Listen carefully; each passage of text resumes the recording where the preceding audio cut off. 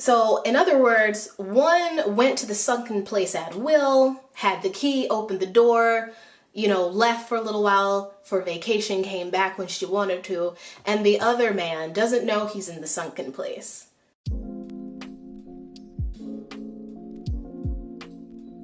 So today I want to talk about this book that I read, which would be Zora Neale Hurston's, I believe, first autobiographical work that she released in 1947. I had never read Zora before, but I heard rumors that she was, a gem of the Harlem Renaissance. She was a Howard University graduate. She was a Zeta. So like all these kind of signals of saying that she was, I don't know, a mark of Black excellence that we still hold on to and respect till this day.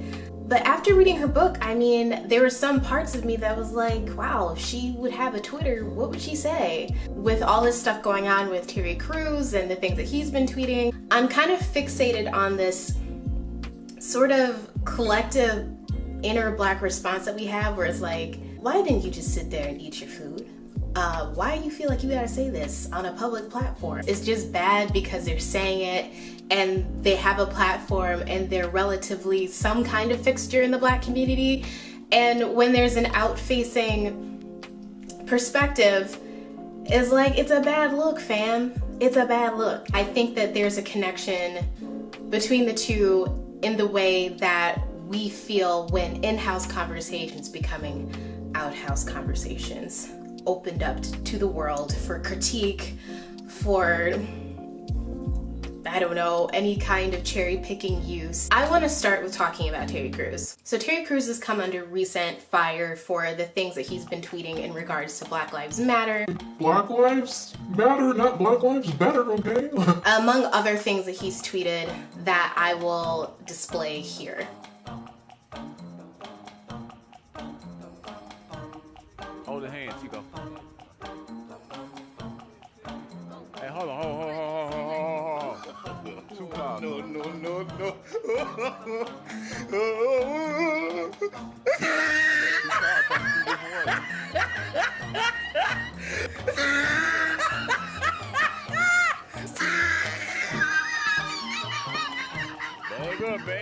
Bag up, Terry. What they reverse, Terry? What they reverse? Oh, Lord. He tried it. Oh, Lord. Oh, Terry. Terry Crews has also gotten side-eye in the past for not defending Gabrielle Union when she came out with allegations of racism and sexism while she was a host on America's Got Talent on NBC. Yes, we should ask you about the Gabrielle Union controversy. Of course, there are reports that her contract wasn't renewed because she reported a toxic atmosphere existed at the show. You're at the show. Is there a toxic atmosphere? First of all, I can't speak for sexism because I'm not a woman, but I can't speak on behalf of any racism comments. That was never my experience on America's Got Talent. In fact, it was the most diverse place I have ever been in my 20 years of entertainment. I believe you should listen to women. You should always believe women. So I asked my wife what I should do. And she was like, first of all, if it's coming from an unnamed source, because Gabrielle Union has not made any statement to this day about any of these allegations publicly. Yeah. So have you spoken to her? I have not. I have reached out, but I have not heard anything. Mr. Crews, have you spoken with Gabrielle Union at all? No, but I've spoken to my wife, and my wife says that I'm fine, so I think we're just, yeah. If we look at them as individuals, they're individual people that have the right to say what they want. However, the motivations for having to say those things and contextualizing those motivations can be tricky, but important nonetheless. I remember growing up in Flint, Michigan, wishing and praying that I had a chance to do something that made a difference. Yeah, at this point, started from the bottom, now we're here. I would rather throw Gabrielle Union under the bus than risk, my reputation and everything that I've worked for. Okay? All right, thank you. So when it comes to Zora Neale Hurston's autobiography, in which she has a Black perspective that wasn't welcomed at the time when it was published in 1947.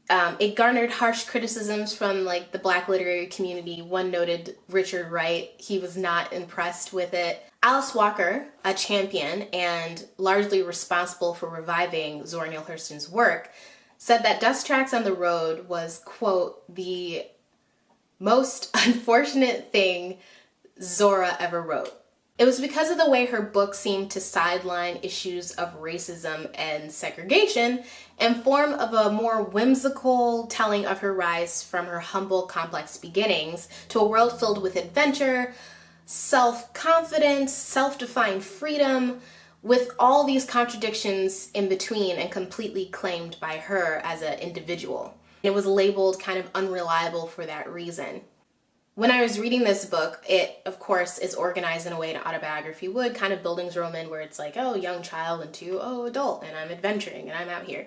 But I was very much more interested in the later chapters. I would say probably the four to fifth ending chapters into the appendix, because that's when she really started popping off, if you know what I'm saying, just saying all these things that I was like, whoa. But there are some parts of her beginning that help to contextualize why she might have felt the way that she felt and help kind of set up the final revelation of her worldview.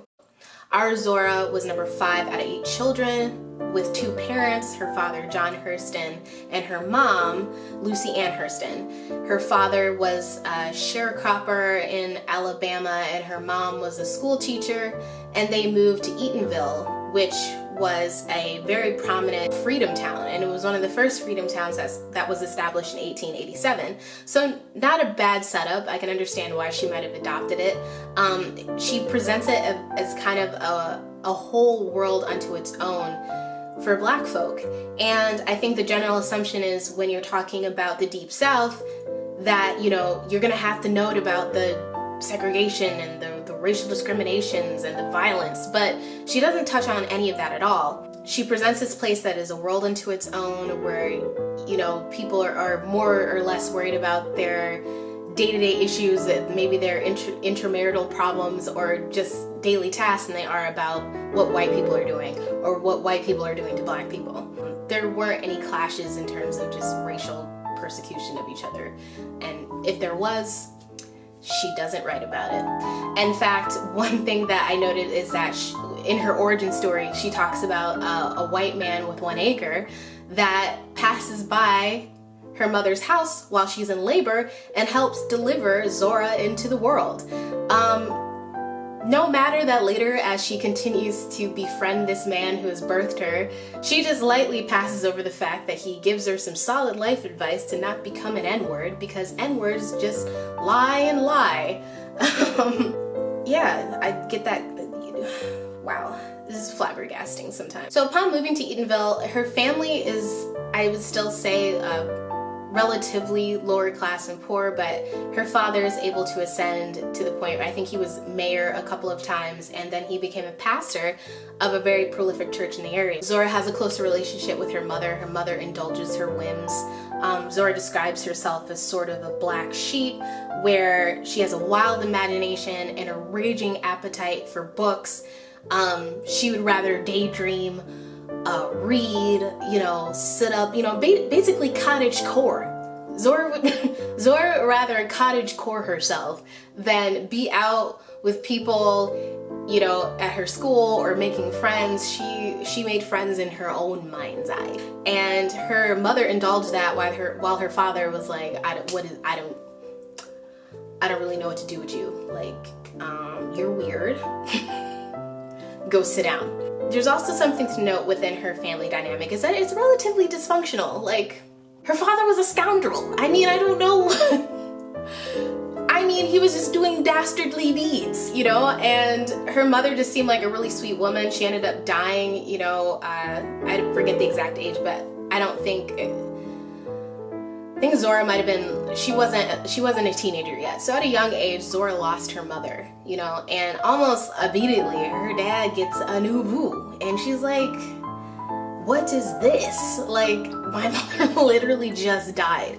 And so there's a scandalization of the fact that I think there's already kind of familial distrust that Zora has within her family, and her siblings kind of scatter out. There isn't a lot of talk about a relationship with her siblings other than the fact that she knows that her father favors her older sister over her and several other siblings, and just doesn't give Zora the emotional time of day. Zora spent her time in her books. She was reading Kipling, she was reading Gulliver's Travels, she was reading Grimm's fairy tales, you know, she was reading a lot of these white classics, and the people that were largely responsible for that were white women that were passing through town. And Zora, because of her being such a precocious child, she caught the attention of a lot of these people, and they saw her as something worthy to be invested in. And it was partly responsible for her library, her having nice clothes. They doted upon her. Even when she went off to boarding school in Jacksonville, you know, that was something that supported her, was her precociousness and the fact that she caught the eye of people that wanted to invest in her, and a lot of those times were white people. And when she wasn't even able to go back to boarding school because her father, as we already acknowledged, was a scoundrel and would not pay for her to go back to boarding school, she ended up picking up a lot of domestic jobs. A lot of those domestic jobs tended to be with who? Let's say it together. White people! This one kind of sticks out to me. She was an in-house babysitter with a married couple with 2 daughters. And the woman of the house was like, yeah, I really want her around. My daughters like her. We love you. Like, you seem like you vibe with my children. Well, in comes the real woman of the house, Callie. And Callie is a black woman that largely works in the kitchen, but has been with the family for a long time. So this character is what some would probably call a mammy. And she don't like Zora. She's like, listen, I don't know where you come from, but I am the only one, okay? She was a character that was hell-bent on being the only respected black woman in the house, and she really wanted Zora out. So Zora didn't last very long in that job. She continues to chronicle her adventures of joblessness. She became a maid to a beautiful blonde girl of about 22 who was a matinee performer, and she traveled like all over the country with her. When she finally makes it and decides to get her associates at Howard University, she's working as a manicurist in a predominantly black barbershop that only does white people's hair. She goes into a lot of detail about, you know, what it felt like to be surrounded by such a beautiful, elegant, you know, upper class black folk, and how they welcomed her in and ushered her in. And that was actually one of the first circumstances where she started publishing her writings, was when she was at Howard University. In all of these roles, Zora sort of attracts the affections of white people that she works for, whether it be for her wit or for her southern colloquialisms that make them laugh. But she largely capitalizes off of it, and she finagles her way into advantageous situations, largely resting within the goodwill of the white people that she works for and the white people that she encounters. And she sometimes seems to describe these instances as being starstruck simply for the places that they went, but also the company that they kept, the conversations that she was able to become privy to. There is a particular scene that she recounts as a manicurist while she's attending Howard University that really kind of made me like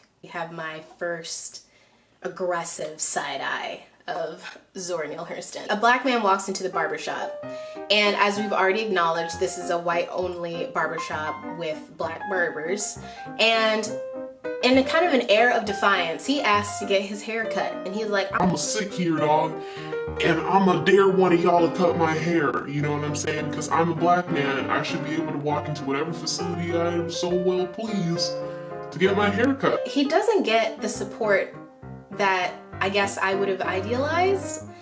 Like, I don't know if I expected Zora to say something. This is not okay. This needs to stop now. This is cancer. You know what I'm saying? Because I'm a black man, I should be able to walk into whatever facility I am so well pleased to get my hair cut.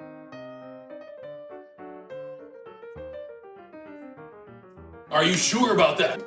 He ends up getting immediately thrown out by the other black barbers. What I found interesting was Zora's reflection of the whole ordeal that I shall read now. Don't argue with him. "Throw him out of here," somebody in the back cried. And in a minute, barbers, customers, all lathered and with hair half cut, and porters were all helping to throw the Negro out. The rush carried him way out into the middle of G Street and flung him down. He tried to lie there and be a martyr, but the roar of oncoming cars made him jump up and scurry off. We never heard any more about it. I did not participate in the melee, but I wanted him thrown out too. My business was threatened. It was only that night in bed that I analyzed the whole thing and realized that I was giving sanction to Jim Crow, which theoretically I was supposed to resist. But here were 10 Negro barbers, 3 porters, and 2 manicurists, all stirred up at the threat of our living through loss of patronage. Nobody thought it out at the moment. It was an instinctive thing. That was the first time it was called to my attention that self-interest rides over all sorts of lives. Okay, Zora, all right. After she gets her associate from Howard, she eventually goes to New York, where she attends Barnard College, and later Columbia, where she comes under mentorship and funding of white and white adjacent people. The consequence of that, the positive consequence, was that she got to do her studies and delve deeper into folkloric studies of Black people across the South and the Caribbean. As you proceed into the book, it stops becoming so much about her self-actualization process than it does just about these random essay topics where she talks about love, she talks about friendship, and she also talks about how sometimes Black folk be getting on her nerves. So specifically in her chapter, My People, which was the one that really made me like, whoa, let me read this. And I obviously tabbed a lot, but there was a lot in here where I was like, okay, go off, sis, I guess. And there was nothing that I could really disagree with. So in My People, she talks about basically the frailty of Black people as a group and as a community. And she points to all these instances that she noticed since she was a kid. So I sensed early on that the Negro race was not one band of heavenly love. There was stress and strain inside, as well as out. Being Black was not enough. It took more than a community of skin color to make your love come down on you. That was the beginning of my piece. Black people would preach one moment like, yeah, be proud of your race. Then the next moment, there being degradation and the way that we talk to each other and the way that we talked about ourselves. One point that she brings up is that she noticed the heinous misogyny that existed in the Black community, which I was like, you're not wrong. There definitely is a lot of that. She talked about a lot of kind of the use of monkey jokes in the Black community. And so she just saw like a disconnect. Like, how is it one moment you can talk about Black people like we're the best thing since sliced rice? Sliced rice? What the hell? How is it that one moment you can talk about Black people like we have descended down from the heavens and like this world is just too inept to accept our excellence, and then the next moment you're saying all these really painful and hurtful things to each other. There was even talk that it was no use for Negro boys and girls to rub all the hair off their heads against college walls. There was no place for them to go with it after they got all this education. Some older heads held that it was too much for Negroes to handle. Better leave such things for the white folks who knew what to do with it. I saw this conflict in my own home between my parents. My mother was the one to dare all. My father was satisfied. She talks about some of the discrepancies in classism between and among Black people at that time, that there seems to be some inner scorn and shame for Black people that don't perform in the same way that people with a little bit of money, a little bit of education do. And basically she's saying that accountability is not being held inside the community. I mean, she also just decries racial solidarity. She doesn't believe in it. As soon as I could think, I saw that there is no such thing as race solidarity in America with any group. It is freely admitted that it does not exist among Negroes. Our so-called race leaders cry over it. Our interests are too varied. For those reasons that she outlined in a short chapter, talking about how we can't hold a similar opinion, we are not kind to each other, we have too varied of interests, when we get money we become classist, and we can't unite over anything. And again, nothing she said was necessarily wrong, but she's also mincing words. She goes even deeper in the appendix, in which I probably could do a whole video on the appendix in and of itself. Who are you rooting for tonight? I'm rooting for everybody black. I am. Zora would be the one to be like, well, I don't understand, like, why I would vote for everyone black. Like, I wouldn't vote for them because they're, like, black. I would vote for them because their work is good and it's of quality. Like, I don't understand, like, obviously it's a good to the world because it's a good thing, and it's not a good to the world because it came from a black person. Like, I don't really understand, like, why people are so hell-bent over stuff like that. In an article by The New Yorker titled A Society of One, Zora Neale Hurston, American Contrarian, the writer Claudia Pierpont writes, essentially, for anyone who looks at her difficult life and extraordinary legacy straight on, it is nearly impossible to get this disarming conjure artist to represent any cause except the freedom to write what she wanted. And Zora said it herself in reference to writing Jonas Gordvine in 1933. She said, "What I wanted to tell was a story about a man. And from what I had read and heard, Negroes were supposed to write about the race problem. I was and am thoroughly sick of the subject. My interest lies in what makes a man or woman do such and such, regardless of his color." I don't know. There's been in the research, and what I found was people are constantly held out by the mystery of Zora, because largely a lot of the criticisms were like, this is not you. Like, you're obviously reimagining yourself, you're altering yourself, and not acknowledging parts and prominent essences of yourself that are necessary for an honest autobiography. In other words, we don't know who the heck you are, we don't know what the heck you stand for, and you know, we don't need that kind of dishonesty right now. But on the other side of that, I think perhaps that was the point. This book was a black woman writer that refused to be inhibited by anything on this earth, even parts of herself, that by the contradictive nature of her work, it essentially made her untrackable in any way. And maybe that was the ultimate rebellion that she was trying to present. It's impossible to label and impossible to identify Zora. I was like, okay, maybe this is kind of like black girl joy / rebellion, like ultimate, I don't know, what is the word? Ultimate singularity, she's ascended. But by choosing to leave this aspect of her perspective unanalyzed, and those parts of herself unanalyzed, this book was more well received by white readers and reviewers. A lot of the criticisms were, wow, you just presented a lot of shucking and jiving that white people like.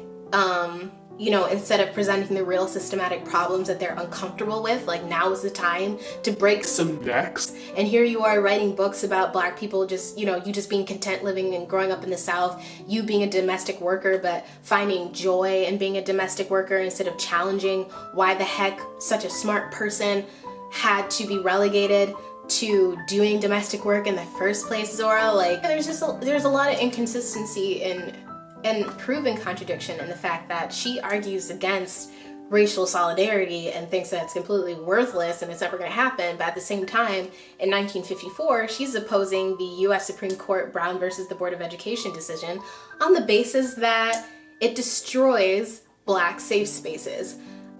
She argued against the ruling of integration because she said, you know, there's so much heritage within keeping black education. There's no watered down history. We can take full ownership of what we're teaching our children, and by exposing them and forcing them to integrate with white students, there's a sacrifice and contamination that can take place that will lower the self-esteem and confidence of black students. Which, you know, as somebody who went to predominantly white institutions there, I'm not sure if I necessarily disagree with that, Miss Hurston. Not sure I necessarily disagree. And she ended up dying in obscurity, in which, you know, I would beg to ask the question, where were all those connections that you made while you were weaving between the colorblind states of being with folks? Where was your benefactress? What happened with that? Why were you dying in obscurity? When we talk about people like Terry Crews, and again, that feeling of like, why can't you just eat your food and be quiet? Nobody asked you, or like the feeling that these people are being irresponsible with their platform, especially given the times. I think timing has a lot to do with it. Timing is everything. And I mean, but to make the distinction between the two, I feel that one person is shucking and jiving because that's all they know how to do, because I don't know if they are the brightest bulb in the box, to put it nicely, okay? And the other person is just making a point because she can, to just make the point that she was an independent person.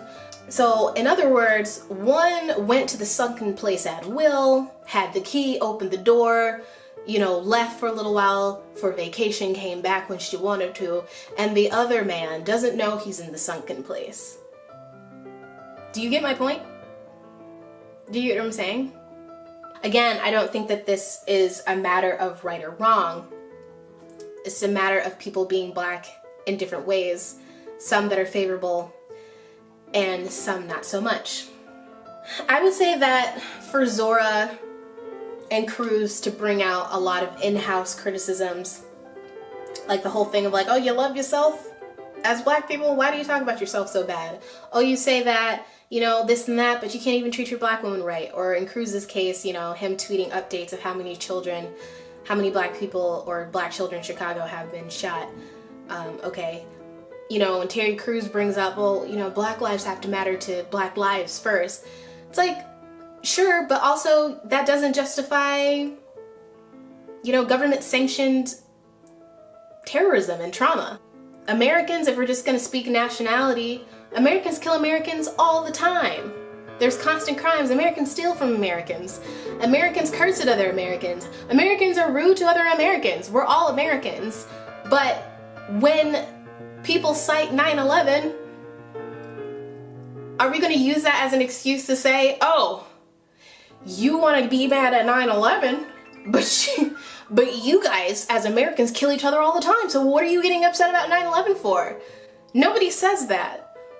And it's the same reasoning here. Yes, black people have a lot of in-house issues. Yes, black people have self-hatred issues. Yes, black people are not consistent. Yes, black people are contradicting. But that doesn't give the excuse that we have to be squeaky clean and utterly inhuman to justify the fight for our lives against a soiled democracy.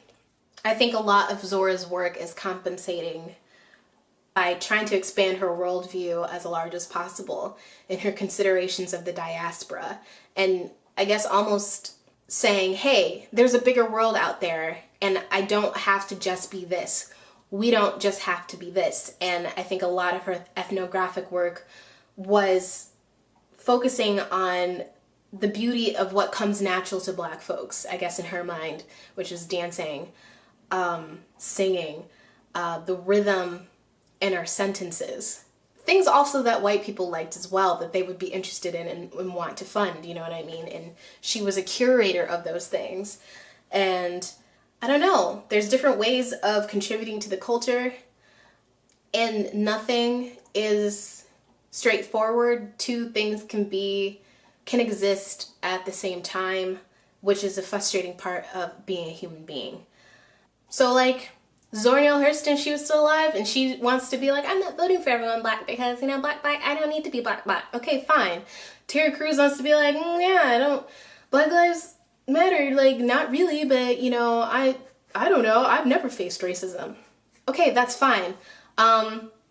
Those are not spokespeople and those are not platforms that, I guess, advocate for change. And everybody has a role, I believe, in revolutions. Not all revolutions are on the front line. Not all activism is, you know, in the streets with signs, you know, fighting against tear gas and violence. There are people who sit back to think. There are people who create art.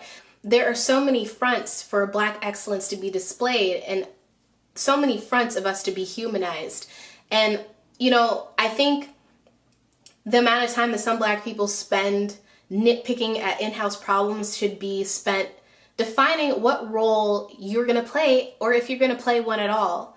So if you're not an activist, okay, you're not an activist, but it's no reason to take down an entire movement that its roots are rooted in the defense of humanity. Like, that's just not enough. Perhaps you need to sit over the side, take a rest, you know what I'm saying, go for a walk, do some thinking, and figure out where you're gonna be. If you're not going to help, then maybe you just need to get out of the way. You know, this book and media and tweets by Black folk that place themselves in contrarian positions need to think about that a bit more.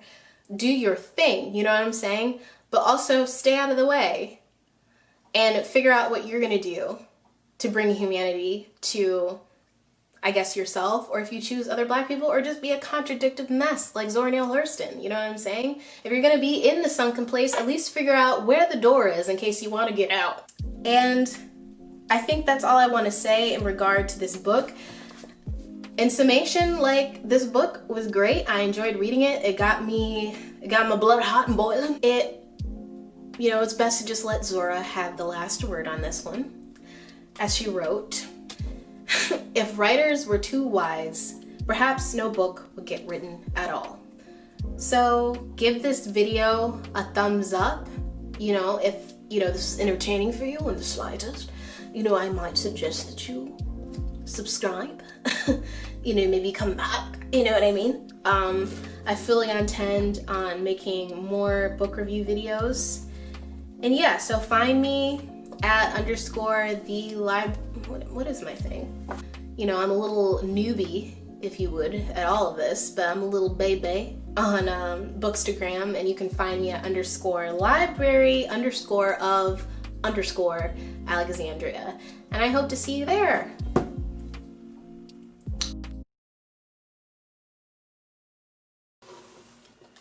I think because she was advocating for just the simple beauty of Black folk, paying homage to her sort of rural upbringing with the settings that she has in a lot of her novels and her books, very Southern, I think, in nature.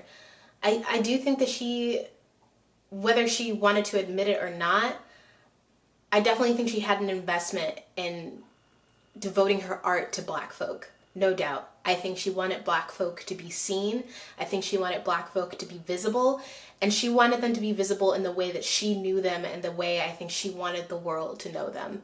And that might not have been palatable for maybe her other fellow literary critics or other Black writers that felt liberated in their depiction of Black life as a result of this systematic destruction that they faced every day. Both of those sides are valid. What the hell was I gonna say? I think there's an added layer of the fact that she is also a Black woman. And from the very beginning, there was a description of her, you know, dysfunctional household, of seeing her mom disrespected, seeing her dad be absolute trash and garbage, and seeing that infighting, even at a cellular level of the family, can have a deep effect on a person and what they feel like their allegiances might be. She's also, you know, a Black woman in the romantic sense, in that she had lovers, you know, and she describes that in one of her chapters. And they all kind of fell by the wayside, one in particular because of the fact that he couldn't handle her success, that he felt that in order for them to exist as like a romantic entity, that she had to forsake her work and her prestige. And her work was something that she was committed to, I mean, from step one, when she wasn't finding salvation and like her other loves and friendships, she found salvation in her work.